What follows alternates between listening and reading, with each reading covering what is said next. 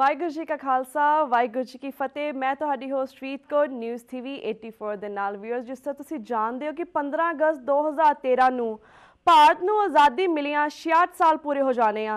ਅੰਗਰੇਜ਼ਾਂ ਤੋਂ ਆਜ਼ਾਦੀ ਹਾਸਲ ਕਰਨ ਲਈ ਭਾਰਤ ਵਾਸੀਆਂ ਨੇ ਲੰਬੀ ਜਦੋਜਹਿਦ ਕੀਤੀ, ਜਿਸ ਵਿੱਚ ਸਭ ਤੋਂ ਵੱਧ ਕੁਰਬਾਨੀਆਂ ਸਿੱਖ ਕੌਮ ਨੇ ਕੀਤੀਆਂ। आज़ादी संघर्ष दौरान कांग्रेस के गांधी, नेहरू ते पटेल वर्गे लीडरां ने लोकां नाल वादे इतरार कीते। आज़ाद भारत विच खुशहाली ते दुध घिओ दीआं नदियां वगाउण दे करार भी कीते गए। गांधी का कहना सी कि राम राज स्थापित किया जाएगा, जिसका मतलब होएगा कि देश विच कोई भुखा, नंगा ते बिना रोजगार तो नहीं होवेगा। इसी तरह सिखां नाल इह वादा किया गया कि सिखां नूं भारत दे नॉर्थ विच एक आज़ाद खिता दिता जाएगा ताकि वह आज़ादी का निग मान सकन।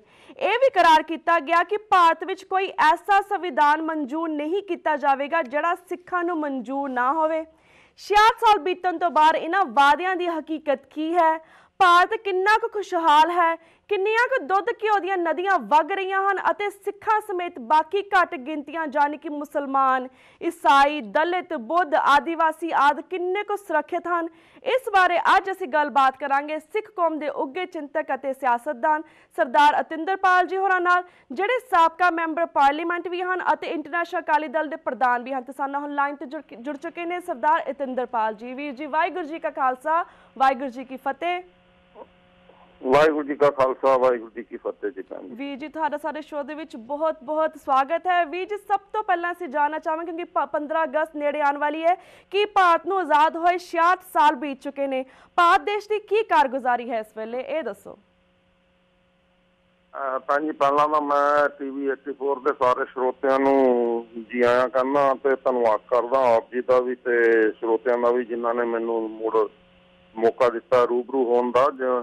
जिथों तक 15 अगस्त 1947 का सवाल है तो मैं इसनूं आज़ादी नहीं मानता। हाँ जी। ते मैं सिख कौम नूं भी ते समूह विश्व के लोगों नूं यह चीज़ दसना चाहना कि वो भारत दीआं कौमां लई आज़ादी का दिन नहीं है, भारत दीआं कौमां लई बंटवारे का दिन है। हाँ जी। उस दिन एक एशिया के एक बहुत वड्डे खिते का बंटवारा किया गया जी। और विश्व विच सब तो वड्डा अजिहा बंटवारा है जिस विच सब तो वध खूनी कांड वापरिया ते मनुखी जाना गईयां। हाँ जी। जो इस बंटवारे जड़ियां मनुखी जाना गईयां, वो सब तो वध मनुखी जाना सिख कौम दियां गईयां जी। और सब तो ज्यादा नुकसान और धरती की जिहड़ी वंड होई वो भी सिख कौम की धरती की वंड होई जी। बिल्कुल। भारत की धरती की वंड नहीं हुई, क्योंकि उस वेले भारत नाम का कोई भी देश या कोई भी एक खिता विश्व विच नहीं थी। हाँ जी। बड़ी गलत परंपरा जी सिखां ने भी अपने मानसिकता च गुलामी नूं वसाउंदे होए बना दी है ते सच नूं दरकिनार कर दिता है कि बई भारत की आज़ादी हुई। बिल्कुल भारत की कोई आज़ादी नहीं हुई। भारत हाले तक गुलाम चलिया आ रहा है और गुलाम मानसिकता गुलाम व्यवस्था गुलाम राजनीतिक प्रणाली हाले तक उस अंग्रेजों की बनाई हुई समुची व्यवस्था नूं ढो रहा है। हाँ जी। जिस तहत इन्हों ईस्ट इंडिया कंपनी ने गुलाम किया सी। हाँ जी। दूसरी गल जिथों तक है कि इस बंटवारे तो बाद सिख कौम का की बनया, तो जिस वेले बंटवारा किया गया जी, उस वेले अंग्रेजा ने ब्रिटिश पार्लियामेंट इस बंटवारे हित और इस उप महादीप की धरती नूं छड्डण वास्ते जिहड़ा अपना एक्ट पास किया। हाँ जी। जिहड़ा कि ब्रिटिश पार्लियामेंट 1931 पास होया, उस 3 कौमां के सिद्धांत नूं मन्निया गया ते स्वीकार किया गया अंग्रेजां वालों कि भई बंटवारा 3 कौमां दे विचकार होएगा धरती दा। हाँ जी। उस एक्ट ब्रिटिश जिस इंडिपेंडेंट एक्ट के तहत बंटवारा किया गया और उसका नाम इंडिपेंडेंट एक्ट दिता गया जी। असी उस सोच नूं ही स्वीकार करके ते अपनी आज़ादी का ढोल पिटदे पए हां। हाँ जी। उस विच पहली कौम स्वीकार की गई सिख। उस इंडिपेंडेंट एक्ट नूं कढ के जिथों मर्जी देखा जा सकता है ਨੈਟ ਤੇ ਵੀ ਪਏ ਹਨ। ਬ੍ਰਿਟਿਸ਼ ਪਾਰਲੀਮੈਂਟ ਦਾ ਸਾਰਾ ਰਿਕਾਰਡ ਵੀ ਬ੍ਰਿਟਿਸ਼ ਪਾਰਲੀਮੈਂਟ ਤੋਂ ਮੰਗਿਆ ਜਾ ਸਕਦਾ। ਹਾਂਜੀ ਪਹਿਲੀ ਕੌਮੀਅਤ ਮੰਨੀ ਗਈ ਸਿੱਖ, ਦੂਸਰੀ ਕੌਮੀਅਤ ਮੰਨੀ ਗਈ ਮੁਸਲਿਮ, ਹਾਂਜੀ ਤੇ ਤੀਜੀ ਕੌਮੀਅਤ ਮੰਨਿਆ ਗਿਆ ਅਦਰ। ਉਹਦੇ ਵਿੱਚ ਕੋਈ ਹਿੰਦੂ ਦਾ ਨਾਂ ਨਹੀਂ ਹੈ, ਕਿਸੇ ਹਿੰਦੂ ਧਰਮ ਦਾ ਖਿਆਲ ਉਸ ਵਿੱਚ ਪ੍ਰਗਟ ਨਹੀਂ ਕੀਤਾ ਗਿਆ। ਤਿੰਨ ਕੌਮੀਅਤਾਂ ਦਾ ਸਿਧਾਂਤ ਉਸ ਵੇਲੇ ਸਵੀਕਾਰ ਕੀਤਾ ਗਿਆ ਜੀ। ਪਹਿਲੀ, ਮੈਂ ਫਿਰ ਰਿਪੀਟ ਕਰ ਰਿਹਾ, ਪਹਿਲੀ ਸਿੱਖ, ਹਾਂਜੀ ਦੂਸਰੀ ਮੁਸਲਿਮ, ਤੀਸਰੀ ਅਦਰ। ਹਾਂਜੀ ਤਾਂ ਬੜੀ ਵੱਡੀ ਵਿਡੰਬਨਾ ਹੈ ਸਿੱਖ ਕੌਮ ਦੀ ਲੀਡਰਸ਼ਿਪ ਦੀ ਔਰ ਸਿੱਖ ਕੌਮ ਦੀ ਆਪਣੀ, ਕਿ ਜਿਸ ਸਿੱਖ ਕੌਮ ਦਾ ਨਾਂ ਸਿਖਰ ਤੇ ਲੈ ਕੇ ਬਟਵਾਰੇ ਦਾ ਐਕਟ ਪਾਸ ਕੀਤਾ ਗਿਆ, ਹਾਂਜੀ ਉਸ ਵਿੱਚ ਮੁਸਲਿਮ ਨੂੰ ਤੇ ਮੁਸਲਮਾਨਾਂ ਨੂੰ ਤੇ ਆਪਣਾ ਬਟਵਾਰੇ ਦਾ ਹਿੱਸਾ, ਧਰਤੀ ਦਾ ਟੁਕੜਾ ਮਿਲ ਗਿਆ ਜੀ। ਆਦਰਸ਼ ਨੂੰ ਵੀ ਆਪਣਾ ਹਿੱਸਾ ਮਿਲ ਗਿਆ, ਹਾਂਜੀ ਪਰ ਸਿੱਖਾਂ ਨੂੰ ਨਹੀਂ ਮਿਲਿਆ ਜੀ। ਸਿੱਖਾਂ ਨੂੰ ਔਰ ਸਿੱਖ ਕੌਮ ਨੂੰ ਬੜੀ ਸ਼ਿੱਦਤ ਨਾਲ, ਬੜੀ ਸੰਜੀਦਗੀ ਨਾਲ ਸਿਰ ਜੋੜ ਕੇ ਇਹ ਵਿਚਾਰਨਾ ਚਾਹੀਦਾ ਹੈ ਕਿ ਵੀ ਸਾਨੂੰ ਸਾਡਾ ਹਿੱਸਾ ਕਿਉਂ ਨਹੀਂ ਮਿਲਿਆ। ਹਾਂਜੀ ਇਹ ਸਭ ਤੋਂ ਵੱਡਾ ਸਵਾਲ ਹੈ ਸਿੱਖ ਕੌਮ ਦੇ ਸਾਹਮਣੇ। ਤੇ ਮੇਰੀ ਜਿਹੜੀ ਸੋਚ ਹੈ ਕਿ ਪਿਛਲੇ 60 ਸਾਲਾਂ ਵਿੱਚ ਮੈਂ ਕੋਈ ਆਪਣਾ ਸੋਚ ਦਾ ਆਧਾਰ ਇਹ ਨਹੀਂ ਬਣਾਇਆ ਹੋਇਆ ਕਿ ਮੈਂ ਕੋਈ ਸੁਪਨਾ ਦੇਖ ਰਿਹਾ ਜਾਂ ਮੈਂ ਕੁਝ ਖਿਆਲੀ ਪੁਲਾਓ ਬਣਾ ਰਿਹਾ, ਬਿਲਕੁਲ ਨਹੀਂ। ਮੇਰੀ ਸੋਚ ਦਾ ਆਧਾਰ ਡੈਮੋਕ੍ਰੈਟਿਕ ਹੈ, ਮੇਰੀ ਸੋਚ ਦਾ ਆਧਾਰ ਸੰਵਿਧਾਨਕ ਹੈ, ਕਨਸਟੀਟਿਊਸ਼ਨਲ ਹੈ, ਮੇਰੀ ਸੋਚ ਦਾ ਆਧਾਰ ਲੀਗਲ ਹੈ, ਕਾਨੂੰਨੀ ਹੈ। ਹਾਂਜੀ ਮੇਰਾ ਕਾਨੂੰਨੀ ਆਧਾਰ ਉਸ ਇੰਡੀਪੈਂਡੈਂਟ ਐਕਟ ਤੋਂ ਹੀ ਸ਼ੁਰੂ ਹੁੰਦਾ 1931 ਤੋਂ, ਤੇ ਜਿਸ ਨੂੰ ਲੈ ਕੇ ਦੇਸ਼ ਦੇ ਬਟਵਾਰੇ ਦੀ ਗੱਲ ਕੀਤੀ ਗਈ ਔਰ ਜਿਸ ਆਧਾਰ ਤੇ ਦੇਸ਼ ਦਾ ਬਟਵਾਰਾ 1947 ਚ ਹੋਇਆ, ਉਸ ਐਕਟ ਨੂੰ ਹਾਲੇ ਤੱਕ ਵੀ ਪੂਰਾ ਨਹੀਂ ਕੀਤਾ ਗਿਆ ਹੈ। ਔਰ ਉਹ ਐਕਟ ਪੂਰਾ ਕਰਨਾ ਜਿੱਥੇ ਇੰਗਲਿਸ਼ ਕੌਮ ਦੀ ਜ਼ਿੰਮੇਵਾਰੀ ਹੈ, ਕਿਉਂਕਿ ਉਹ ਬ੍ਰਿਟਿਸ਼ ਪਾਰਲੀਮੈਂਟ ਵਿੱਚ ਪਾਸ ਕੀਤਾ ਗਿਆ ਔਰ ਉਸ ਵੇਲੇ ਬ੍ਰਿਟਿਸ਼ ਪਾਰਲੀਮੈਂਟ ਦਾ ਜਿਹੜਾ ਦਾਇਰਾ ਸੀ ਉਹ ਕੈਨੇਡਾ ਤੱਕ ਪਹੁੰਚਦਾ ਸੀ। ਸਾਰੇ ਕਾਮਨਵੈਲਥ ਕੰਟਰੀ ਉਸੇ ਕੰਮ ਆਉਂਦੇ ਸਨ। ਜੇ ਸਾਰੇ ਕਾਮਨਵੈਲਥ ਕੰਟਰੀਜ਼ ਆਪਣੇ ਪਾਸ ਕੀਤੇ ਹੋਏ ਸੰਵਿਧਾਨਕ ਐਕਟ ਨੂੰ ਪੂਰਾ ਨਹੀਂ ਕਰਦੇ ਔਰ ਸਿੱਖ ਕੌਮ ਸੁੱਤੀ ਰਹਿੰਦੀ ਹੈ ਔਰ ਸਿੱਖ ਕੌਮ ਦੀ ਲੀਡਰਸ਼ਿਪ ਇਸ ਮਿਕਨਾਤੀਸ਼ੀ ਔਰ ਇਸ ਕਾਨੂੰਨੀ ਅਹਿਮੀਅਤ ਨੂੰ ਸਮਝਣ ਵਾਲੀ ਜੇ ਸਿੱਖ ਆਪਣੀ ਖੁਦ ਚੁਣ ਹੀ ਨਹੀਂ ਸਕਦੇ, ਤੇ ਉਸ ਦਾ ਦੋਸ਼ ਅਸੀਂ ਫਿਰ ਕਿਸੇ ਹੋਰ ਨੂੰ ਨਹੀਂ ਦੇ ਸਕਦੇ। ਇਸ ਵਿੱਚ ਤਿੰਨ ਧਿਰਾਂ ਦੋਸ਼ੀ ਹਨ। ਪਹਿਲੀ ਚੀਜ਼ ਆ ਸਿੱਖ ਲੀਡਰਸ਼ਿਪ, ਸਿੱਖ ਕੌਮੀਅਤ ਤੇ ਸਿੱਖ ਲੀਡਰਸ਼ਿਪ। ਉਸ ਤੋਂ ਸਿਖਰਲੀ ਜ਼ਿੰਮੇਵਾਰੀ ਬਣਦੀ ਸੀ, ਉਸ ਤੋਂ ਉੱਪਰਲੀ ਜਿਹੜੀ ਵੱਡੇ ਦੋਸ਼ੀ ਆ ਉਹ ਹੈ ਬ੍ਰਿਟਿਸ਼ ਪਾਰਲੀਮੈਂਟ ਅਤੇ ਬ੍ਰਿਟਿਸ਼ ਪਾਰਲੀਮੈਂਟ ਵੱਲੋਂ ਚੁਣੀ ਹੋਈ ਸਰਕਾਰ। ਤੀਸਰੀ ਸਭ ਤੋਂ ਵੱਡੀ ਇੰਟਰਨੈਸ਼ਨਲ ਕਮਿਊਨਿਟੀ ਦਾ ਉਹ ਗਰੁੱਪ ਜਿਹਨੂੰ ਅਸੀਂ ਕਾਮਨਵੈਲਥ ਦੇ ਤੌਰ ਤੇ ਜਾਣਦੇ ਆ ਤੇ ਮੰਨਦੇ ਆ। ਤੇ ਮੈਂ ਸਮਝਦਾ ਕਿ ਇਸ ਪਾਸੇ ਸਾਨੂੰ ਸਿੱਖਾਂ ਨੂੰ ਧਿਆਨ ਦੇਣਾ ਚਾਹੀਦਾ। ਹਾਂਜੀ। ਤੇ ਵੀਰ ਜੀ ਇਹ ਵੀ ਦੱਸੋ ਕਿ ਜਿਸ ਤਰ੍ਹਾਂ ਤੁਸੀਂ ਦੱਸਿਆ ਕਿ ਉਸ ਵੇਲੇ ਸਿੱਖ ਮੁਸਲਿਮ ਤੇ ਹੋਰ ਹੈਗੇ ਸੀਗੇ, ਤਾਂ ਪਰ ਜਿਸ ਮੁਸਲਮਾਨ ਸੀ ਉਹਨਾਂ ਨੇ ਤਾਂ ਪਾਕਿਸਤਾਨ ਬਣਾ ਲਿੱਤਾ। ਜਿਸ ਗੱਲ ਕੀਤੀ ਕਿ ਸਾਨੂੰ ਸਾਡਾ ਹਿੱਸਾ ਕਿਉਂ ਨਹੀਂ ਮਿਲਿਆ, ਤਾਂ ਉਸ ਵੇਲੇ ਸਿੱਖਾਂ ਨੇ ਖਾਲਿਸਤਾਨ ਦੀ ਗੱਲ ਕਿਉਂ ਨਹੀਂ ਕੀਤੀ, ਇਹ ਵੀ ਦੱਸੋ। ਤਾਂ ਜੀ ਬੜੀ ਇੱਕ ਕੋੜੀ ਸੱਚਾਈ ਹੈ। ਹਾਂਜੀ। ਤੇ 1849 ਮੈਂ ਥੋੜਾ 1947 ਤੋਂ ਹੋਰ ਪਿੱਛੇ ਬੈਕਗਰਾਉਂਡ ਵਿੱਚ ਤੁਹਾਨੂੰ ਲੈ ਕੇ ਜਾਣਾ ਚਾਹੂੰਗਾ। 1849 ਵਿੱਚ ਸਿੱਖ ਰਾਜ ਜਾਂਦਾ ਔਰ ਜਿਹੜਾ ਸਿੱਖ ਰਾਜ ਖਤਮ ਕਰਾਇਆ ਜਾਂਦਾ, ਮੁਕਾਇਆ ਜਾਂਦਾ, ਸਿੱਖ ਰਾਜ ਭਾਰਤ ਦੀਆਂ ਬਾਕੀ ਕੌਮੀਅਤਾਂ ਅਦਰਸ, ਜਿਨ੍ਹਾਂ ਨੂੰ ਬ੍ਰਿਟਿਸ਼ ਪਾਰਲੀਮੈਂਟ ਵਿੱਚ ਅਦਰਸ ਕਹਿ ਕੇ ਘੋਸ਼ਿਤ ਕੀਤਾ ਗਿਆ, ਉਹਨਾਂ ਦੀ ਸਹਾਇਤਾ ਨਾਲ ਸਿੱਖ ਰਾਜ ਨੂੰ ਗੁਲਾਮ ਕਰਵਾਇਆ ਜਾਂਦਾ, ਕਿਉਂਕਿ ਅੰਗਰੇਜ਼ਾਂ ਨਾਲ ਸਮੁੱਚੀ ਭਾਰਤੀਅਤਾ ਦੀ ਉਹ ਕੌਮ ਜਿਹੜੀ ਅੱਜ ਆਪਣੇ ਆਪ ਨੂੰ ਹਿੰਦੂ ਤੇ ਹਿੰਦੂਤਵਾ ਦੇ ਨਾਂ ਨਾਲ ਯਾਦ ਕਰਦੀ ਹੈ, ਉਹ ਸਿੱਖਾਂ ਦੇ ਖਿਲਾਫ ਲੜੀ। ਉਹ ਸਿੱਖਾਂ ਤੋਂ 100 ਸਾਲ ਕੀ ਬਹੁਤ 1.5 ਸਦੀ ਪਹਿਲਾਂ ਹਿੰਦੂ ਕੌਮ ਤੇ ਪੂਰਾ ਭਾਰਤ ਗੁਲਾਮ ਹੋ ਚੁੱਕਾ ਸੀ। ਤੇ ਸਿੱਖਾਂ ਨੂੰ ਗੁਲਾਮ ਬਣਾਉਣ ਵਾਸਤੇ ਅੰਗਰੇਜ਼ਾਂ ਨੇ ਹਿੰਦੂ ਤੇ ਹਿੰਦੂਤਵਾ ਤੇ ਮਰਾਠਵਾੜਾ, ਮਹਾਰਾਸ਼ਟਰੀਅਨ, ਬੰਗਾਲੀ, ਜਿੰਨੀਆਂ ਰਾਜਪੂਤਾਨਾ ਆਪਣਾ यूपी बिहार ਦੀਆਂ ਗੜਵਾਲ ਦੀਆਂ ਜਿੰਨੀਆਂ ਕੌਮਾਂ ਸੀ ਇਹਨਾਂ ਸਾਰਿਆਂ ਨੂੰ ਔਰ ਇਹਨਾਂ ਸਾਰਿਆਂ ਦੀਆਂ ਛੋਟੀਆਂ ਛੋਟੀਆਂ ਰਿਆਸਤਾਂ ਨੂੰ ਆਪਣੇ ਨਾਲ ਜੋੜ ਕੇ ਸਿੱਖਾਂ ਤੇ ਅਟੈਕ ਕੀਤਾ ਸੀ ਜੀ। ਜਿਹੜੀਆਂ ਅੰਗਰੇਜ਼ਾਂ ਨਾਲ ਸਿੱਖਾਂ ਦੀਆਂ 6 ਜੰਗਾਂ ਹੋਈਆਂ ਉਹ ਸਾਰੀਆਂ ਜੰਗਾਂ ਇਸ ਚੀਜ਼ ਦੀ ਗਵਾਹੀ ਭਰਦੀਆਂ ਹਨ ਔਰ ਇਸ ਚੀਜ਼ ਦੇ ਡਾਕੂਮੈਂਟਰੀ ਪ੍ਰੂਫ ਹਨ।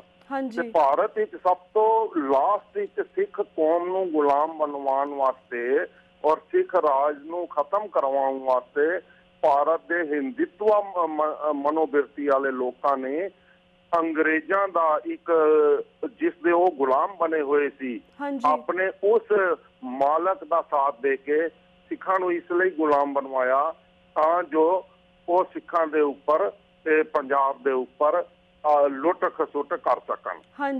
ਉਹ ਮਨੋਬਿਰਤੀ 1947 ਚ ਵੀ ਕਾਇਮ ਸੀ ਤੇ ਅੰਗਰੇਜ਼ ਨੇ ਆਪਣੀ ਅੰਗਰੇਜ਼ ਉਸ ਵੇਲੇ ਭੁੱਲ ਗਿਆ ਕਿ ਵਿਸ਼ਵ ਜੰਗ ਵਿੱਚ ਸਿੱਖਾਂ ਨੇ ਕੀ ਯੋਗਦਾਨ ਪਾਇਆ ਉਸ ਦੀ ਫੌਜ ਵਾਸਤੇ।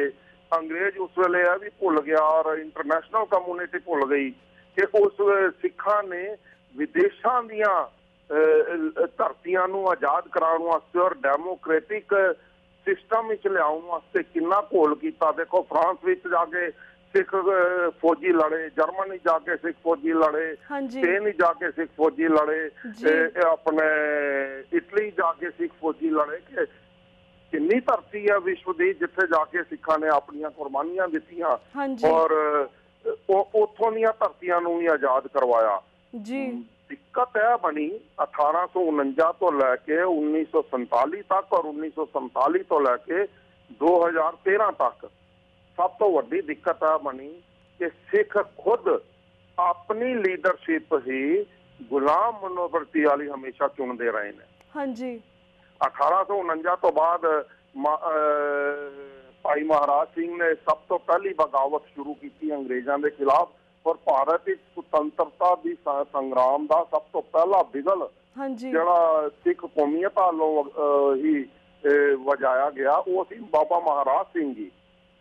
ਬਾਬਾ ਮਹਾਰਾਜ ਸਿੰਘ ਨੂੰ ਖਤਮ ਕਰਵਾਉਣ ਵਾਸਤੇ ਅੰਗਰੇਜ਼ਾਂ ਨੇ ਖੁਦ ਹਿੰਦੂ ਔਰ ਗੁਲਾਮ ਮਨੋਬਿਰਤੀ ਵਾਲੇ ਸਿੱਖਾਂ ਨੂੰ ਇਸਤੇਮਾਲ ਕੀਤਾ। ਅੱਜ ਕੋਈ ਬਾਬਾ ਮਹਾਰਾਜ ਸਿੰਘ ਦੀ ਗੱਲ ਨਹੀਂ ਕਰਦਾ।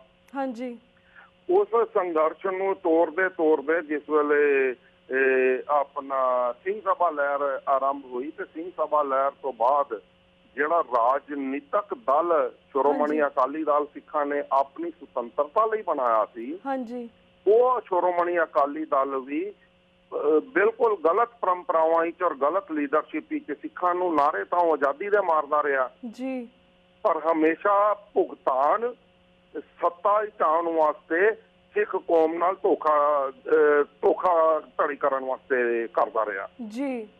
ਸਭ ਤੋਂ ਪਹਿਲੀ ਇਲੈਕਸ਼ਨ ਜਿਹੜਾ ਸਵਾਲ ਤੁਸੀਂ ਕੀਤਾ ਕਿ ਸਿੱਖਿਸਤਾਨ ਜਾਂ ਖਾਲਿਸਤਾਨ ਕਿਉਂ ਨਹੀਂ ਬਣਿਆ ਮੈਂ ਆਨਲਾਈਨ ਆਨ ਏਅਰ ਲੋਕਾਂ ਨੂੰ ਦੱਸਣਾ ਚਾਹੁੰਦਾ ਔਰ ਇਹ ਚੀਜ਼ ਰਿਕਾਰਡਡ ਹੈ ਕਿ ਸਭ ਤੋਂ ਪਹਿਲੀ 1946 ਦੀ ਜਿਹੜੀ ਇਲੈਕਸ਼ਨ ਲੜੀ ਗਈ ਬਿਫੋਰ ਪਾਰਟੀਸ਼ਨ ਜਾਂ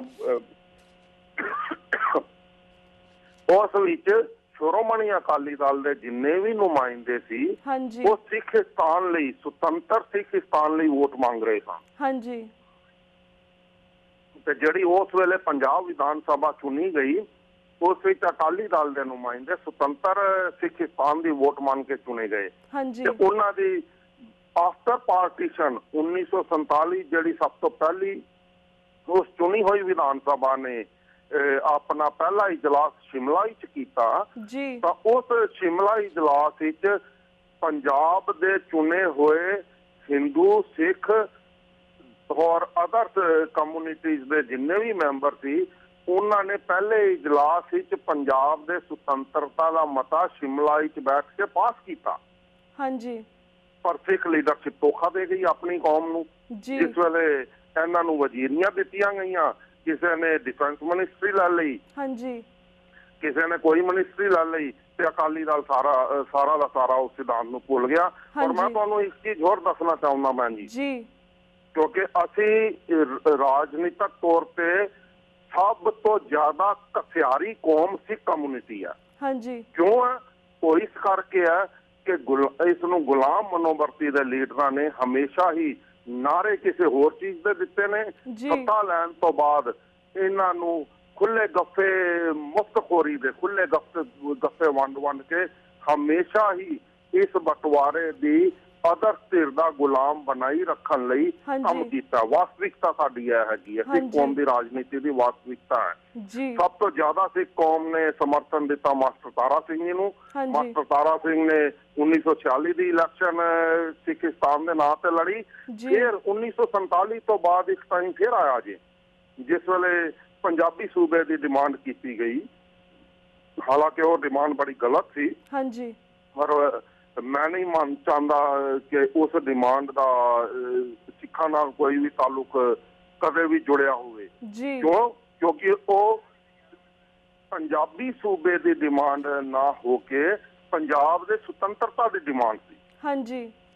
ਔਰ 1967 ਵਿੱਚ ਤੁਸੀਂ ਦੇਖੋ 1966 ਵਿੱਚ ਪੰਜਾਬੀ ਸੂਬਾ ਬਣ ਜਾਂਦਾ। ਮੈਂ ਆਪਣੀ ਗੱਲ ਨੂੰ ਸਾਬਤ ਕਰਨ ਲਈ ਤੁਹਾਨੂੰ ਇਹ ਚੀਜ਼ ਦਾ ਵੱਲ ਸਪਸ਼ਟ ਤੌਰ ਤੇ ਲਿਜਾਣਾ ਚਾਹੁੰਦਾ ਸੀ ਕਮਿਊਨਿਟੀ ਨੂੰ ਕਿ 1966 ਵਿੱਚ ਪੰਜਾਬੀ ਸੂਬਾ ਬਣ ਜਾਂਦਾ। ਜੇ ਉਹ ਪੰਜਾਬ ਦੀ ਔਰ ਸਿੱਖਾਂ ਦੀ ਸੁਤੰਤਰਤਾ ਦੀ ਡਿਮਾਂਡ ਸੀ, ਮੈਂ ਚੀਜ਼ ਕਹਿ ਰਿਹਾ ਕਿਉਂਕਿ ਉਸ ਵੇਲੇ ਦੀ ਲੀਡਰਸ਼ਿਪ ਨੇ ਇਹੀ ਸੁਪਨਾ ਸਿੱਖ ਕੌਮ ਨੂੰ ਦਿਖਾਇਆ ਸੀ। ਪਰ ਉਸ ਨੂੰ ਮੈਂ ਪ੍ਰਮਾਣਿਤ ਕਰਦਾ। ਪ੍ਰਮਾਣਿਤ ਮੈਂ ਕਿਵੇਂ ਕਰਦਾ? 1967 ਦੀਆਂ ਜਿਹੜੀਆਂ ਪੰਜਾਬ ਦੀਆਂ ਚੋਣਾਂ ਲੜੀਆਂ ਗਈਆਂ, ਮੈਂ ਆਪਣੀ ਪੁਸਤਕ ਵੀ ਛਾਪੀ ਹੈ ਮਤੇ ਆਨੰਦਪੁਰ ਨਾਲ ਗੱਦਾਰੀ ਅਕਾਲੀਆਂ ਦੀ, ਹੁਣੇ ਹੀ 2 ਮਹੀਨੇ ਪਹਿਲਾਂ ਰਿਲੀਜ਼ ਹੋਈ ਆ। ਮੈਂ ਕਹਾਂਗਾ ਜਿੰਨੇ ਵੀ ਰਾਜਨੀਤਕ ਸੋਚ ਰੱਖਣ ਵਾਲੇ, ਜਿੰਨੇ ਵੀ ਸਮਾਜਿਕ ਔਰ ਸਿੱਖ ਮਨੋਵਿਰਤੀ ਦੀ ਸੋਚ ਰੱਖਣ ਵਾਲੇ ਵਿਅਕਤੀ ਨੇ, ਉਹ ਇਸ ਪੁਸਤਕ ਨੂੰ ਲਾਹੌਰ ਬੁੱਕ ਸ਼ਾਪ ਜਾਂ ਸਿੰਘ ਬ੍ਰਦਰਸ ਅੰਮ੍ਰਿਤਸਰ ਔਰ ਲਾਹੌਰ ਬੁੱਕ ਸ਼ਾਪ ਲੁਧਿਆਣਾ ਤੋਂ ਮੰਗਾ ਕੇ ਪੜ੍ਹਨ। ਮੈਂ ਉਸ ਵਿੱਚ ਇਸ ਚੀਜ਼ ਨੂੰ ਸਾਬਤ ਕੀਤਾ ਔਰ ਡਾਕੂਮੈਂਟਰੀ ਪ੍ਰੂਫ ਦਿੱਤੇ ਨੇ। ਮੇਰਾ ਪ੍ਰੂਫ ਕੀ ਹੈ ਕਿ 1967 ਵਿੱਚ ਪੰਜਾਬੀ ਸੂਬਾ 1966 ਵਿੱਚ ਬਣਦਾ। ਸਭ ਤੋਂ ਪਹਿਲੀ ਇਲੈਕਸ਼ਨ ਪੰਜਾਬ ਵਿੱਚ ਉਸ ਆਧਾਰ ਤੇ 1967 ਵਿੱਚ ਪੰਜਾਬ ਵਿਧਾਨ ਸਭਾ ਲਈ ਹੁੰਦੀ ਹੈ। ਉਸ 1967 ਦੀ ਪੰਜਾਬ ਵਿਧਾਨ ਸਭਾ ਦੀ ਇਲੈਕਸ਼ਨ ਵਿੱਚ ਜਿਹੜਾ ਅਕਾਲੀ ਦਲ ਨੇ ਆਪਣਾ ਮੈਨੀਫੈਸਟੋ ਡਿਕਲੇਅਰ ਕੀਤਾ, ਉਸ ਮੈਨੀਫੈਸਟੋ ਦਾ ਜਿਹੜਾ ਸਰਵਰਕ ਸੀ ਉਸ ਤੇ ਲਿਖਿਆ ਗਿਆ ਕਿ ਸਿੱਖ ਤੇ ਅਕਾਲੀ ਦਲ ਇਹਨਾਂ ਇਲੈਕਸ਼ਨਾਂ ਵਿੱਚ ਸਿੱਖਿਸਤਾਨ ਬਣਾਉਣ ਵਾਸਤੇ ਵੋਟ ਮੰਗਦਾ। 1967 ਦੇ ਸ਼੍ਰੋਮਣੀ ਅਕਾਲੀ ਦਲ ਜਿਸ ਦੀ ਅੱਜ ਅਗਵਾਈ ਬਾਦਲ ਕਰ ਰਿਹਾ ਔਰ ਉਸਦਾ ਪੁੱਤਰ ਸੁਖਬੀਰ ਸਿੰਘ ਬਾਦਲ ਕਰ ਰਿਹਾ, ਉਸ ਅਕਾਲੀ ਦਲ ਨੇ 1967 ਵਿੱਚ ਜਿਹੜੀਆਂ ਵੋਟਾਂ ਮੰਗੀਆਂ ਪੰਜਾਬੀ ਸੂਬਾ ਬਣਨ ਤੋਂ ਬਾਅਦ ਵੀ, ਉਹ ਸਿੱਖਿਸਤਾਨ ਦੇ ਨਾਂ ਤੇ ਮੰਗੀਆਂ। ਔਰ ਉਹ ਸਿੱਖਿਸਤਾਨ ਨੂੰ ਸਿੱਖ ਹੋਮਲੈਂਡ ਕਹਿ ਕੇ ਉਸ ਮੈਨੀਫੈਸਟੋ ਵਿੱਚ ਕਲੀਅਰ ਕੀਤਾ ਗਿਆ, ਡੈਫੀਨੇਸ਼ਨ ਦਿੱਤੀ ਗਈ ਤੇ ਮੈਂਡੇਟ ਮਿਲਿਆ ਅਕਾਲੀ ਦਲ ਨੂੰ। ਐਬਸੋਲੂਟ ਮੈਜੋਰਟੀ ਮਿਲੀ ਅਕਾਲੀ ਦਲ ਨੂੰ ਉਹਨਾਂ ਵੋਟਾਂ ਵਿੱਚ। ਉਹ ਬਟਵਾਰੇ ਤੋਂ ਬਾਅਦ ਦੀ ਗੱਲ ਹੈ, 1967 ਦੀ ਗੱਲ ਹੈ। ਜਸਟਿਸ ਗੁਰਨਾਮ ਸਿੰਘ ਪਹਿਲਾਂ ਮੁੱਖ ਮੰਤਰੀ ਬਣਿਆ, ਉਸ ਤੋਂ ਬਾਅਦ ਅਕਾਲੀਆਂ ਦੀਆਂ ਆਪਣੀਆਂ ਸੱਤਾ ਦੀਆਂ ਲੜਾਈਆਂ, ਕਿਉਂਕਿ ਅਸੀਂ ਕੌਮ ਨੂੰ ਹਮੇਸ਼ਾ ਧੋਖਾ ਦੇਣਾ ਕੀਤੇ ਹੋਏ ਨੇ। ਪਰ ਆਹ ਗੱਲ 1849 ਤੋਂ ਬਾਅਦ ਤੋਂ ਚੱਲੀ ਆ ਰਹੀ ਹੈ। ਚਾਹੇ ਉਹ ਜਿੰਨੀਆਂ ਮਰਜ਼ੀ ਸਾਡੀਆਂ ਕੁਰਬਾਨੀਆਂ ਭਰਪੂਰ ਲਹਿਰਾਂ ਦੀ ਹੋਏ, ਮੈਂ ਉਹਨਾਂ ਲਹਿਰਾਂ ਦੀ ਬਦਖੋਈ ਨਹੀਂ ਕਰ ਰਿਹਾ। ਮੈਂ ਉਹਨਾਂ ਲਹਿਰਾਂ ਵਿੱਚੋਂ ਨਿਕਲੀ ਔਰ ਸਿੱਖ ਕੌਮ ਵੱਲੋਂ ਜਜ਼ਬਾਤੀ ਤੌਰ ਤੇ ਚੁਣੀ ਹੋਈ ਲੀਡਰਸ਼ਿਪ ਦੇ ਦੋਸ਼ ਆਇਦ ਕਰ ਰਿਹਾ ਕਿ ਉਸ ਤੋਂ ਲੈ ਕੇ ਅੱਜ ਤੱਕ 164 ਸਾਲ ਹੋ ਗਏ ਨੇ ਸਿੱਖ ਕੌਮ ਨੂੰ ਹਾਰਦੇ ਹੋਏ। ਪਰ 164 ਸਾਲਾਂ ਦੀ ਜਿਹੜੀ ਹਾਰ ਹੈ, ਸਿੱਖ ਕੌਮ ਦੀ ਲੀਡਰਸ਼ਿਪ ਨੇ ਸਿੱਖ ਕੌਮ ਦੀ ਹਾਰ ਕਰਵਾਈ ਹੈ, ਜਦਕਿ ਸਿੱਖ ਕੌਮ ਨੇ ਹਮੇਸ਼ਾ ਹੀ ਸਿੱਖ ਕੌਮ ਨੂੰ ਆਪਣੀ ਸੁਤੰਤਰਤਾ ਦੇ ਮੈਂਡੇਟ ਰਾਹੀਂ ਲੋਕਤੰਤਰੀ ਢੰਗ ਨਾਲ ਜਿੱਤ ਕੇ ਅੱਗੇ ਕੀਤਾ, ਚਾਹੇ ਉਹ 1946 ਦੀ ਇਲੈਕਸ਼ਨ ਹੋਏ, ਚਾਹੇ ਉਹ 1967 ਦੀ ਇਲੈਕਸ਼ਨ ਹੋਏ। ਫਿਰ ਉਸ ਤੋਂ ਬਾਅਦ ਇੱਕ ਤੀਸਰਾ ਮੌਕਾ ਆਇਆ ਸਿੱਖ ਕੌਮ ਲਈ, ਜਿਵੇਂ ਦਾ ਮੈਂਡੇਟ ਸਿੱਖ ਕੌਮ ਨੇ ਬਾਬਾ ਖੜਕ ਸਿੰਘ ਨੂੰ ਦਿੱਤਾ, ਜਿਵੇਂ ਦਾ ਮੈਂਡੇਟ ਸਿੱਖ ਕੌਮ ਨੇ ਮਾਸਟਰ ਤਾਰਾ ਸਿੰਘ ਨੂੰ ਦਿੱਤਾ। ਇਹਨਾਂ ਦੋਨਾਂ ਨੂੰ ਮਿਲੀ ਹੋਈ ਵਡਿਆਈ ਔਰ ਇਹਨਾਂ ਦਿਨਾਂ ਨੂੰ ਮਿਲੇ ਹੋਏ ਸਮਰਥਨ ਨੂੰ ਜੇ ਇਕੱਠਾ ਜੋੜ ਲਿਆ ਜਾਏ ਤਾਂ ਉਸ ਤੋਂ 3 ਗੁਣਾ ਵੱਧ ਸਮਰਥਨ ਸਿੱਖ ਕੌਮ ਨੇ ਆਪਣਾ ਸਿਮਰਨਜੀਤ ਸਿੰਘ ਮਾਨ ਨੂੰ ਦਿੱਤਾ। ਤੇ ਤੀਸਰਾ ਲੀਡਰ ਸਿਮਰਨਜੀਤ ਸਿੰਘ ਮਾਨ ਪੈਦਾ ਹੋ ਗਿਆ ਸਿੱਖ ਕੌਮ ਵਿੱਚ, ਜਿਹੜਾ ਕਿ ਭਾਰਤੀ ਗੁਲਾਮੀਅਤਾਂ ਨੂੰ ਸਿੱਖ ਕੌਮ ਤੇ ਸਥਾਪਿਤ ਕਰਵਾਉਣ ਵਾਸਤੇ ਫਿਰ ਸਿੱਖ ਕੌਮ ਨਾਲ ਧੋਖਾ ਦੇ ਗਿਆ। ਜਿਹੜਾ 88 ਦੀਆਂ 1999 ਦੀਆਂ ਇਲੈਕਸ਼ਨਾਂ ਨੇ ਇਹ ਫਿਰ ਸਿੱਖ ਕੌਮ ਦੀ ਸੁਤੰਤਰਤਾ ਦੀ ਇਲੈਕਸ਼ਨ ਸੀ। ਜਿਹੜੇ 1999 ਵਿੱਚ ਸਰਦਾਰ ਸਿਮਰਨਜੀਤ ਸਿੰਘ ਮਾਨ ਤੇ ਉਸ ਦੇ ਨਾਲ ਜੁੰਡਲੀ ਬਣਾ ਕੇ 8 MP ਚੁਣੇ ਗਏ ਜੀ। ਨਾਵਾ ਉਸੇ ਵੇਲੇ ਮੈਂ ਵੀ ਮੈਂਬਰ ਪਾਰਲੀਮੈਂਟ ਚੁਣਿਆ ਗਿਆ। ਮੈਨੂੰ ਸਰਦਾਰ ਸਿਮਰਨਜੀਤ ਸਿੰਘ ਮਾਨ ਨੇ ਤੇ ਬਾਬਾ ਅਕਾਲੀ ਦਲ ਨੇ ਟਿਕਟ ਨਹੀਂ ਸੀ ਦਿੱਤੀ ਜੀ। ਮੈਂ ਇੰਡੀਪੈਂਡੈਂਟ ਖੜਾ ਹੋਇਆ ਸੀ ਪਟਿਆਲੇ ਤੋਂ ਜੀ। ਜਿਸ ਵੇਲੇ ਮੇਰੇ ਖਿਲਾਫ ਸਰਦਾਰ ਵਾਲੀਆ ਸਿਮਰਨਜੀਤ ਸਿੰਘ ਮਾਨ ਤੇ ਬਾਬਾ ਅਕਾਲੀ ਦਲ ਤੋਂ ਟਿਕਟ ਲੈ ਕੇ ਖੜੇ ਹੋਏ ਸਨ। ਹਾਂਜੀ। 1999 ਦੀਆਂ ਇਹਨਾਂ ਇਲੈਕਸ਼ਨਾਂ ਵਿੱਚ ਸਿੱਖ ਕੌਮ ਨੇ ਫਿਰ ਖਾਲਿਸਤਾਨ ਵਾਸਤੇ ਮੈਂਡੇਟ ਦਿੱਤਾ। ਹਾਂਜੀ। ਔਰ ਉਹ ਮੈਂਡੇਟ ਔਰ ਉਹ ਲੀਡਰਸ਼ਿਪ ਜਿਹੜੀ ਸਿਮਰਨਜੀਤ ਸਿੰਘ ਮਾਨ ਤੇ ਬਾਬਾ ਅਕਾਲੀ ਦਲ ਬਾਬਾ ਜੋਗਿੰਦਰ ਸਿੰਘ ਦੀ ਅਗਵਾਈ ਵਿੱਚ ਨਿਕਲ ਕੇ ਸਾਹਮਣੇ ਆਈ। ਉਹ ਲੀਡਰਸ਼ਿਪ ਬਾਬਾ ਖੜਕ ਸਿੰਘ ਔਰ ਮਾਸਟਰ ਤਾਰਾ ਸਿੰਘ ਨੂੰ ਮਿਲੇ ਸਮਰਥਨ ਦਾ ਜੋੜ ਸੀ। ਉਹਨਾਂ ਦੋਨਾਂ ਨੂੰ ਮਿਲੇ ਸਮਰਥਨ ਨੂੰ ਜੋੜ ਲਿਆ ਜਾਏ ਤਾਂ ਉਸ ਤੋਂ ਵੱਧ ਸਮਰਥਨ ਸਿੱਖ ਕੌਮ ਨੇ ਇਸ ਲੀਡਰਸ਼ਿਪ ਨੂੰ ਦਿੱਤਾ। ਕਿਉਂ ਦਿੱਤਾ? ਕਿਉਂਕਿ ਇਸ ਲੀਡਰਸ਼ਿਪ ਔਰ ਇਸ ਲੀਡਰਸ਼ਿਪ ਦੇ ਸੰਘਰਸ਼ ਦੇ ਪਿੱਠ ਤੇ ਸਿੱਖ ਸ਼ਹੀਦਾਂ ਦਾ ਖੂਨ ਖੜਾ ਹੋਇਆ ਸੀ। ਸਿੱਖਾਂ ਦੀਆਂ ਸ਼ਹੀਦੀਆਂ ਖੜੀਆਂ ਸਨ। ਇਹਨਾਂ ਦੀ ਆਪਣੀ ਕੋਈ ਕੁਰਬਾਨੀ ਨਹੀਂ ਹੈ। ਜੀ ਜੀ। ਤੇ ਇਹਨਾਂ ਦੇ ਪਿੱਛੇ ਸਿੱਖ ਕੌਮ ਦੀਆਂ ਸ਼ਹੀਦੀਆਂ ਦੀਆਂ ਕੁਰਬਾਨੀਆਂ ਖੜੀਆਂ ਸਨ। ਇਹਨਾਂ ਨੇ ਫਿਰ ਧੋਖਾ ਦੇ ਦਿੱਤਾ। ਇੱਕ ਕਹਿੰਦਾ ਜੀ ਮੈਂ ਪਾਰਲੀਮੈਂਟ ਵਿੱਚ ਨਹੀਂ ਜਾਊਂਗਾ, ਦੂਸਰਾ ਕਹਿੰਦਾ ਜੀ ਮੈਂ ਵੀ ਨਹੀਂ ਜਾਊਂਗਾ। ਜਿਹੜੇ ਇਹਨਾਂ ਦੇ 7 ਮੈਂਬਰ 6 ਮੈਂਬਰ ਪਾਰਲੀਮੈਂਟ ਵਿੱਚ ਗਏ ਉੱਥੇ ਜਾ ਕੇ ਵੀ ਇਹਨਾਂ ਨੇ ਖਾਲਿਸਤਾਨ ਦੀ ਤੇ ਸਿੱਖ ਹੱਕਾਂ ਦੀ ਗੱਲ ਨਹੀਂ ਕੀਤੀ। ਤੇ ਸਿਮਰਨਜੀਤ ਸਿੰਘ ਮਾਨ ਜਾਣਬੁੱਝ ਕੇ ਪਾਰਲੀਮੈਂਟ ਵਿੱਚ ਨਹੀਂ ਗਿਆ ਕਿਉਂਕਿ ਇਸ ਚੀਜ਼ ਦੇ ਡਾਕੂਮੈਂਟਰੀ ਪ੍ਰੂਫ ਮੈਂ ਪਹਿਲਾਂ ਵੀ ਪ੍ਰਕਾਸ਼ਿਤ ਕਰ ਚੁੱਕਾ ਕਿ ਉਹ ਜਾ ਕੇ ਡਰਦਾ ਸੀ ਕਿ ਬਈ ਮੈਂ, ਕਿਉਂਕਿ ਉਹ ਰਾਜੀਵ ਗਾਂਧੀ ਨਾਲ ਸਮਝੌਤਾ ਕਰਕੇ ਛੁੱਟਿਆ ਸੀ ਔਰ ਪਹਿਲਾ ਸਿੱਖ ਲੀਡਰ ਆ ਸਿੱਖ ਹਿਸਟਰੀ ਚ। ਸਿੱਖਾਂ ਨੇ ਤੇ ਆਪਣੀ ਰਾਜਨੀਤਿਕ ਬੁੱਧੀ ਨੂੰ ਟੋਟਲੀ ਗਿਰਵੀ ਕਰਕੇ ਇੱਕ ਗੁਲਾਮ ਮਾਨਸਿਕਤਾ ਦੇ ਵਿੱਚ ਕੈਦ ਕਰਕੇ ਰੱਖਿਆ ਹੋਇਆ ਔਰ ਉਹ ਉਸ ਤੋਂ ਆਪ ਹੀ ਨਹੀਂ ਨਿਕਲਣਾ ਚਾਹੁੰਦੇ ਤੇ ਕੋਈ ਲੀਡਰਸ਼ਿਪ ਜਾਂ ਕੋਈ ਸੰਘਰਸ਼ ਉਹਨਾਂ ਨੂੰ ਫਿਰ ਕਿਵੇਂ ਕੱਢ ਸਕਦਾ? ਇਹ ਚੀਜ਼ ਇਹ ਇਤਿਹਾਸ ਸਿੱਖ ਕੌਮ ਨੂੰ ਪੜਚੋਲ ਦਾ ਇਤਿਹਾਸ ਹੈ। ਇਹਨਾਂ ਨੇ ਕਿਰਪਾਨ ਦਾ ਝੂਠਾ ਮਸਲਾ ਖੜਾ ਕੀਤਾ, ਚਲੋ ਕਰ ਲਿਆ ਜੀ 1999 ਚ ਮੰਨ ਲਿਆ। ਫਿਰ ਉਹ ਦੂਸਰੀ ਯਾਰ ਬਿਨਾਂ ਕਿਰਪਾਨ ਤੋਂ ਕਿਉਂ ਚਲਾ ਗਿਆ ਪਾਰਲੀਮੈਂਟ? ਜੇ ਸਿੱਖ ਕੌਮ ਨੇ ਉਸਦੇ ਕਿਰਪਾਨ ਦੇ ਮੁੱਦੇ ਨੂੰ ਹੀ ਮੰਨ ਲਿਆ ਸੀ, ਖਾਲਿਸਤਾਨ ਦੇ ਮੁੱਦੇ ਨੂੰ ਹੀ ਕਿਨਾਰ ਕਰਕੇ ਰੱਖ ਦਿੱਤਾ ਤੇ ਦੂਸਰੀ ਵਾਰੀ ਸੰਗਰੂਰ ਤੋਂ ਚੁਣ ਕੇ ਬਿਨਾਂ ਕਿਰਪਾਨ ਤੋਂ ਫਿਰ ਉਹ ਕਿਉਂ ਗਿਆ ਪਾਰਲੀਮੈਂਟ ਵਿੱਚ? ਉਹਨਾਂ ਚੀਜ਼ਾਂ ਨੂੰ ਹੀ ਛੱਡ ਦਿੱਤਾ ਜਾਏ। 3 ਸਤੰਬਰ 1990 ਨੂੰ ਮੈਂ ਪਾਰਲੀਮੈਂਟ ਵਿੱਚ ਮੈਂ 9 ਮਹੀਨੇ ਜੇਲ੍ਹ ਵਿੱਚ ਰਿਹਾ। ਇਲੈਕਸ਼ਨ ਜਿੱਤਣ ਤੋਂ ਬਾਅਦ ਵੀ ਮੈਂ 9 ਮਹੀਨੇ ਜੇਲ੍ਹ ਵਿੱਚ ਰਿਹਾ ਤੇ ਭਾਰਤ ਦੀ ਸੁਪਰੀਮ ਕੋਰਟ ਵਿੱਚੋਂ ਕੇਸ ਲੜ ਕੇ ਬਾਇਜ਼ਤ ਬਰੀ ਹੋ ਕੇ ਸਿਰਫ ਮੇਰੇ ਕੋਲ 1 ਦਿਨ ਰਹਿ ਗਿਆ ਸੀ ਪਾਰਲੀਮੈਂਟ ਜਾਣ ਦਾ ਕਨਸਟੀਟਿਊਸ਼ਨਲ ਪੱਧਰ ਤੇ, ਨਹੀਂ ਤੇ ਮੇਰੀ ਮੈਂਬਰਸ਼ਿਪ ਖਾਰਜ ਹੋ ਜਾਣੀ ਸੀ। ਮੈਂ ਉਸ ਸੰਘਰਸ਼ ਨੂੰ ਲੜਿਆ ਕਿ ਮੈਨੂੰ ਲੋਕਾਂ ਨੇ ਇਹ ਮੈਂਡੇਟ ਦਿੱਤਾ, ਖਾਲਿਸਤਾਨ ਤੇ ਮੈਂਡੇਟ ਦਿੱਤਾ ਤੇ ਮੈਂ ਪਾਰਲੀਮੈਂਟ ਜਾ ਕੇ ਖਾਲਿਸਤਾਨ ਦੀ ਗੱਲ ਨੂੰ ਪ੍ਰਵਾਨ ਕਰਵਾਉਣਾ। ਮੈਂ ਸੁਪਰੀਮ ਕੋਰਟ ਤੋਂ ਬਾਇਜ਼ਤ ਬਰੀ ਹੋ ਕੇ ਸਿਰਫ 24 ਘੰਟੇ ਪਹਿਲਾਂ ਜਾ ਕੇ ਪਾਰਲੀਮੈਂਟ ਵਿੱਚ ਸਿਗਨੇਚਰ ਕੀਤੇ। ਪਰ 3 ਸਤੰਬਰ 1990 ਨੂੰ ਜਿਸ ਵੇਲੇ ਮੇਰੀ ਪਹਿਲੀ ਸਪੀਚ ਹੈ ਉਹ ਖਾਲਿਸਤਾਨ ਤੇ ਸਪੀਚ ਹੈ। ਪੂਰੇ ਦੇ ਪੂਰੇ ਦੇਖੋ 1931 ਤੋਂ ਬ੍ਰਿਟਿਸ਼ ਪਾਰਲੀਮੈਂਟ ਤੋਂ ਇੰਡੀਪੈਂਡੈਂਟ ਐਕਟ ਪਾਸ ਹੋਣ ਤੋਂ ਲੈ ਕੇ ਜਦੋਂ ਤੋਂ ਭਾਰਤ ਵਿੱਚ ਡੈਮੋਕ੍ਰੈਟਿਕ ਸਿਸਟਮ ਤੇ ਸੰਵਿਧਾਨਕ ਸਰਕਾਰ ਬਣਾਈ ਗਈ, ਗਣਰਾਜੀ ਸਰਕਾਰ ਬਣੀ, ਉਦੋਂ ਤੋਂ ਲੈ ਕੇ 1913 ਤੱਕ ਇੱਕੋ ਇੱਕ ਸਿੱਖ ਕੌਮ ਕੋਲ ਡਾਕੂਮੈਂਟ ਹੈ 3 ਸਤੰਬਰ 1990 ਦਾ ਕਿ ਭਾਰਤ ਦੀ ਪਾਰਲੀਮੈਂਟ ਨੇ ਖਾਲਿਸਤਾਨ ਨੂੰ ਪ੍ਰਵਾਨ ਕੀਤਾ ਔਰ ਅਪਿੰਦਰਪਾਲ ਸਿੰਘ ਨੇ ਪ੍ਰਵਾਨ ਕਰਵਾਇਆ। ਉਸ ਵੇਲੇ ਜਿਹੜੇ ਸਿਮਰਨਜੀਤ ਸਿੰਘ ਮਾਨ ਔਰ ਬਾਬਾ ਅਕਾਲੀ ਦਲ ਦੇ ਜਿੰਨੇ ਵੀ ਮੈਂਬਰ ਪਾਰਲੀਮੈਂਟ ਚੁਣੇ ਹੋਏ ਸੀ ਉਹਨਾਂ ਨੇ ਮੇਰੀ ਇਸ ਡਿਮਾਂਡ ਦੇ ਖਿਲਾਫ ਔਰ ਇਸ ਡਿਮਾਂਡ ਦੇ ਨਾਲ ਆਪਣੀ ਸਹਿਮਤੀ ਨਾ ਪ੍ਰਗਟ ਕਰਦੇ ਹੋਏ ਲੋਕ ਸਭਾ ਵਿੱਚੋਂ ਬਾਈਕਾਟ ਕਰਕੇ ਬਾਹਰ ਚਲੇ ਗਏ। ਉਦੋਂ ਤੋਂ ਲੈ ਕੇ ਇਹ ਕੌਮ ਨੂੰ ਵਿਚਾਰਨਾ ਚਾਹੀਦਾ। ਜਿਵੇਂ ਮੈਂ ਕਿਹਾ 1947 ਤੋਂ ਲੈ ਕੇ 1967 ਤੱਕ 2 ਵਾਰੀ ਅਕਾਲੀਆਂ ਨੇ ਸਿੱਖਸਤਾਨ ਤੇ ਵੋਟ ਮੰਗੀ, ਮੈਂਡੇਟ ਲਈ, ਵਿਧਾਨ ਸਭਾ ਵਿੱਚ ਸਰਕਾਰ ਬਣਾਈ ਪਰ ਉਸ ਦੇ ਨਾਲ ਖੁਦ ਬਗਾਵਤ ਕੀਤੀ, ਆਪਣੇ ਮੈਨੀਫੈਸਟੋ ਨਾਲ ਸਿੱਖ ਕੌਮ ਦੀ ਮਾਨਸਿਕਤਾ ਨਾਲ ਬਗਾਵਤ ਕੀਤੀ ਤੇ ਆਪਣੇ ਸਿੱਖਸਤਾਨ ਨਹੀਂ ਕਾਇਮ ਕੀਤਾ। ਠੀਕ ਉਸੇ ਤਰੀਕੇ ਨਾਲ 1999 ਤੋਂ ਲੈ ਕੇ 2013 ਤੱਕ ਸ਼੍ਰੋਮਣੀ ਅਕਾਲੀ ਦਲ ਅੰਮ੍ਰਿਤਸਰ ਜਿਸ ਦੀ ਅਗਵਾਈ ਸਿਮਰਨਜੀਤ ਸਿੰਘ ਮਾਨ ਕਰ ਰਿਹਾ, ਪਹਿਲੇ ਦੀ ਅਗਵਾਈ ਬਾਦਲ ਕਰ ਰਿਹਾ ਤੇ ਸੁਖਬੀਰ ਬਾਦਲ ਕਰ ਰਿਹਾ, ਦੂਸਰੇ ਦੀ ਅਗਵਾਈ ਸਿਮਰਨਜੀਤ ਸਿੰਘ ਮਾਨ ਕਰ ਰਿਹਾ।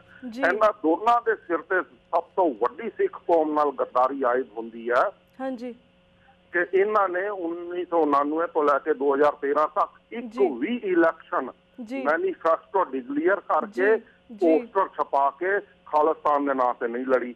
ਜਿਸ ਵੇਲੇ ਮੈਂ ਲੜੀ ਤੇ ਮੈਨੂੰ ਕਹਿੰਦੇ ਨੇ ਕਿ ਲਓ ਜੀ ਇਹ ਤਾਂ ਡੈਮੋਕ੍ਰੈਟਿਕ ਸਿਸਟਮ ਵਿੱਚ ਪੈ ਗਿਆ, ਇਹ ਤਾਂ ਫਿਰ ਭਾਰਤੀ ਗੁਲਾਮੀ ਵਾਲੇ ਸਿਸਟਮ ਵਿੱਚ ਪੈ ਗਿਆ, ਜਾਂ ਤਾਂ ਸਿੱਖ ਕੌਮ ਸਿਰਫ ਪੰਜਾਬ ਦਾ ਇੱਕ ਨਾਂ ਬਦਲਵਾਉਣਾ ਚਾਹੁੰਦਾ, ਪੰਜਾਬ ਦੇ ਨਾਂ ਨੂੰ ਖਾਲਿਸਤਾਨ ਕਰਵਾਉਣਾ ਚਾਹੁੰਦਾ। ਕਈਓ ਜੇ ਮੇਰੇ ਤੇ ਦੂਸ਼ਣ ਲਾ ਕੇ ਮੈਨੂੰ ਗੱਦਾਰ ਘੋਸ਼ਿਤ ਕਰ ਦਿੱਤਾ ਗਿਆ। ਮੈਂ ਕਿਹਾ ਕੋਈ ਗੱਲ ਨਹੀਂ, ਮੇਰਾ ਆਪਣਾ ਰਾਹ, ਮੈਂ ਆਪਣੇ ਗੁਰੂ ਅੱਗੇ ਸਨਮੁਖ ਹੋ ਕੇ ਜਾਣਾ। ਔਰ ਮੈਂ ਉਦੋਂ ਤੋਂ ਲੈ ਕੇ 2007 ਤੱਕ ਸਿੱਖ ਕੌਮ ਨੂੰ ਡੈਮੋਕ੍ਰੈਟਿਕ ਸਿਸਟਮ ਵਿੱਚ ਲਿਆ ਕੇ ਪੰਜਾਬ ਵਿਧਾਨ ਸਭਾ ਲਈ 2007 ਵਿੱਚ ਫਿਰ ਖਾਲਿਸਤਾਨ ਦੇ ਮੈਨੀਫੈਸਟੋ ਤੇ ਮੈਂਬਰ ਖੜੇ ਕਰਕੇ ਇਲੈਕਸ਼ਨ ਲੜ ਕੇ ਦਿਖਾਇਆ ਕਿ ਨਹੀਂ ਸਾਡੇ ਕੋਲ ਡੈਮੋਕ੍ਰੈਟਿਕ ਰਾਈਟ। ਵੀਰ ਜੀ ਸਾਡਾ ਵਕਤ ਸਮਾਪਤੀ ਵੱਲ ਚਾਹੇ ਐਟ ਦੀ ਐਂਡ ਅਸੀਂ ਜਾਣਨਾ ਚਾਹਾਂਗੇ, ਜਿਸ ਅਸੀਂ ਖਾਲਿਸਤਾਨ ਦੀ ਅਗਵਾਈ ਕਰਦੇ ਹੋ, ਹੁਣ ਅਸੀਂ ਭਵਿੱਖ ਦੀ ਗੱਲ ਕਰਦੇ ਹਾਂ, ਕੀ ਤੁਹਾਨੂੰ ਲੱਗਦਾ ਹੈ ਕਿ ਜਿਹੜੀ ਕਮਜ਼ੋਰ ਹੋ ਚੁੱਕੀ ਹੈ ਸਿੱਖ ਕੌਮ, ਉਹ ਖਾਲਿਸਤਾਨ ਦੀ ਲੜਾਈ ਲੜ ਸਕਦੀ ਹੈ? ਇਸ ਬਾਰੇ ਸਾਡੇ ਸਿੱਖ ਸੰਗਤਾਂ ਨੂੰ ਦੱਸੋ, ਕਿਉਂਕਿ ਸਾਡੇ ਕੋਲ 2 ਮਿੰਟ ਰਹਿ ਗਏ ਨੇ ਤੇ ਅਸੀਂ ਤੁਹਾਡੇ ਸਵਾਲ ਦਾ ਅਸੀਂ ਜਵਾਬ ਜਾਣਨਾ ਚਾਹਾਂਗੇ। ਬੜੀ ਸਪਸ਼ਟ ਜਿਹੀ ਗੱਲ ਹੈ ਕਿ ਖਾਲਿਸਤਾਨ ਦੀ ਨੂੰ ਖਾਲਿਸਤਾਨ ਨਾ ਕਿਹਾ ਕਰੋ, KHLI ਨਾ ਲਾਇਆ ਕਰੋ, KLHA ਲਾਇਆ ਕਰੋ, LA ਜੀ, ਕਿਉਂਕਿ ਇਹ ਖਾਲਸੇ ਤੋਂ ਖਾਲਿਸਤਾਨ ਦਾ ਸਿਧਾਂਤ ਹੈ ਜੀ। मैं अपने खालिस्तान उस पर संकल्प ਅਤੇ ਪ੍ਰਣਾਲੀ ਪੁਸਤਕ ਵਿੱਚ ਪੂਰਾ ਇਸਨੂੰ ਡਿਫਾਈਨ ਵੀ ਕੀਤਾ। ਅੱਜ ਵੀ ਸਾਨੂੰ ਡੈਮੋਕ੍ਰੈਟਿਕ ਆਧਾਰ ਤੇ ਖਾਲਿਸਤਾਨ ਔਰ ਖਾਲਿਸਤਾਨ ਦੀ ਸਰਕਾਰ ਪੰਜਾਬ ਵਿੱਚ ਪੰਜਾਬ ਵਿਧਾਨ ਸਭਾ ਰਾਹੀਂ ਔਰ ਵਿਸ਼ਵ ਦੇ ਨਕਸ਼ੇ ਤੇ ਅਸੀਂ ਪ੍ਰਫੁੱਲਤ ਕਰ ਸਕਦੇ ਹਾਂ ਜੇ ਸਿੱਖ ਕੌਮ ਆਪਣੀ ਮਨੋਬਿਰਤੀ ਚ ਇਸ ਸਿਧਾਂਤ ਨੂੰ ਸਵੀਕਾਰ ਕਰ ਲਏ। ਖਾਲਿਸਤਾਨ ਦੇ ਨਾਂ ਤੇ 10 ਲੱਖ ਸਿੱਖ ਨੌਜਵਾਨਾਂ ਨੇ ਆਪਣਾ ਰੋਜ਼ਗਾਰ ਵਿਦੇਸ਼ਾਂ ਹੀ ਜਾ ਕੇ ਸਿਰਫ ਆਪਣੇ ਆਪ ਨੂੰ ਪੱਕਾ ਕਰਨ ਲਈ ਇਸਤੇਮਾਲ ਕੀਤਾ। ਜੇ 10 ਲੱਖ ਸਿੱਖ ਨੌਜਵਾਨ ਆਪਣੇ ਪਿੰਡਾਂ ਦੇ ਲੋਕਾਂ ਨੂੰ, ਆਪਣੇ ਟੱਬਰਾਂ ਨੂੰ ਖਾਲਿਸਤਾਨ ਨਾਲ ਤੋਰੇ ਔਰ 10 ਲੱਖ ਸਿੱਖ ਨੌਜਵਾਨ ਜੇ ਵਿਸ਼ਵ ਪੱਧਰ ਤੇ UN ਦੇ ਸ਼ਰਨਾਰਥੀ ਦਰਜੇ ਵਿੱਚ ਆਏ, ਕਿਉਂਕਿ ਉਹਨਾਂ ਨੇ ਸ਼ਰਨਾਰਥੀ ਦਰਜੇ ਦੇ ਤਹਿਤ ਹੀ ਆਪਣੇ ਆਪ ਨੂੰ ਵਿਦੇਸ਼ਾਂ ਵਿੱਚ ਪੱਕਾ ਕੀਤਾ। ਤੁਸੀਂ ਕਾਨੂੰਨ ਦਾ ਇਸਤੇਮਾਲ ਕਰੋ। ਜੇ ਉਹ ਆਪਣਾ ਸ਼ਰਨਾਰਥੀ ਸਟੇਟਸ ਲਏ ਤੇ ਕੋਈ ਦਿੱਕਤ ਨਹੀਂ। ਜੇ ਮੈਂ ਕਹਿੰਦਾ ਕਿ ਸਿੱਖ ਮਨੋਬਿਰਤੀ ਖਾਲਿਸਤਾਨ ਨਾਲ ਜੋੜ ਕੇ ਸਿਰਫ ਮੈਨੂੰ ਇੱਕ ਵਾਰੀ ਡੈਮੋਕ੍ਰੈਟਿਕ ਸੰਘਰਸ਼ ਵਿੱਚ ਮੈਂਡੇਟ ਲੈ ਕੇ ਦੇ ਦਿਓ, ਜਿਹੜਾ ਮੈਂਡੇਟ ਇਕੱਲਾ ਸਿੰਦਰਪਾਲ ਸਿੰਘ ਨਹੀਂ ਲੈ ਸਕਦਾ, ਉਹ ਮੈਂਡੇਟ ਵੋਟਾਂ ਨਾਲ ਮਿਲੇਗਾ। ਇੱਕ ਵਾਰੀ ਪੰਜਾਬ ਵਿਧਾਨ ਸਭਾ ਵਿੱਚ ਖੜਾ ਕਰ ਦਿਓ ਔਰ ਨਾਲ ਸਾਥੀ ਮੈਂਡੇਟ ਦਿਵਾ ਕੇ ਭੇਜ ਦਿਓ। ਮੈਂ ਤੁਹਾਨੂੰ ਜਿਸ ਦਿਨ ਪੰਜਾਬ ਵਿਧਾਨ ਸਭਾ ਵਿੱਚ ਜਾਵਾਂਗੇ ਉਹ ਪਹਿਲੀ ਪੰਜਾਬ ਵਿਧਾਨ ਸਭਾ ਵਿੱਚ 5 ਸਾਲਾਂ ਦੇ ਅੰਦਰ ਤੁਹਾਨੂੰ ਖਾਲਿਸਤਾਨ ਡੈਮੋਕ੍ਰੈਟਿਕ ਤੌਰ ਤੇ ਬਿਨਾਂ ਖੂਨ ਖਰਾਬੇ ਤੋਂ ਲੈ ਕੇ ਦੇ ਦਾਂਗੇ। ਇਹ ਮੇਰਾ ਤੁਹਾਡੇ ਨਾਲ ਵਾਅਦਾ ਜੀ। ਸ਼ੁਕਰੀਆ ਵੀਰ ਜੀ। ਤੇ ਵੀਰ ਜੀ ਸਾਡਾ ਵਕਤ ਇੱਥੇ ਸਮਾਪਤ ਹੁੰਦਾ, ਅਸੀਂ ਤੁਹਾਡੇ ਕੋਲ ਇੱਥੇ ਹੀ ਇਜਾਜ਼ਤ ਲੈਂਦੇ ਹਾਂ। ਅਸੀਂ ਟਾਈਮ ਨਾਲ ਤੁਹਾਨੂੰ ਫਿਰ ਤੋਂ ਸਿੱਖ ਸੰਗਤਾਂ ਦੇ ਰੂਬਰੂ ਕਰਾਂਗੇ, ਪਰ ਤਦ ਤੱਕ ਲਈ ਵਾਹਿਗੁਰੂ ਜੀ ਕਾ ਖਾਲਸਾ, ਵਾਹਿਗੁਰੂ ਜੀ ਕੀ ਫਤਿਹ। ਬਹੁਤ ਬਹੁਤ ਮਿਹਰਬਾਨੀ। ਮੈਂ ਜੂਨ 84 ਦੇ TV ਦੇ ਸਾਰੇ ਸਰੋਤਿਆਂ ਨੂੰ, ਇਹਨਾਂ ਦੀ ਸਾਰੀ ਪ੍ਰਬੰਧਕ ਕਮੇਟੀ ਨੂੰ, ਭੈਣ ਜੀ ਆਪ ਜੀ ਨੂੰ ਧੰਨਵਾਦ ਕਰਦਾ। ਵਾਹਿਗੁਰੂ ਜੀ ਕਾ ਖਾਲਸਾ, ਵਾਹਿਗੁਰੂ ਜੀ ਕਾ ਖਾਲਸਾ, ਵਾਹਿਗੁਰੂ ਜੀ ਕੀ ਫਤਿਹ। ਤੇ ਵੀਅਰਸ ਇੱਥੇ ਮੈਂ ਤੁਹਾਡੇ ਕੋਲ ਵੀ ਇਜਾਜ਼ਤ ਲੈਂਦੀ ਹਾਂ। ਕੱਲ੍ਹ ਨੂੰ ਮਿਲਾਂਗੇ ਸੇਮ ਟਾਈਮ ਸੇਮ ਸ਼ੋ ਤੇ, ਤਦ ਤੱਕ ਲਈ ਵਾਹਿਗੁਰੂ ਜੀ ਕਾ ਖਾਲਸਾ, ਵਾਹਿਗੁਰੂ ਜੀ ਕੀ ਫਤਿਹ।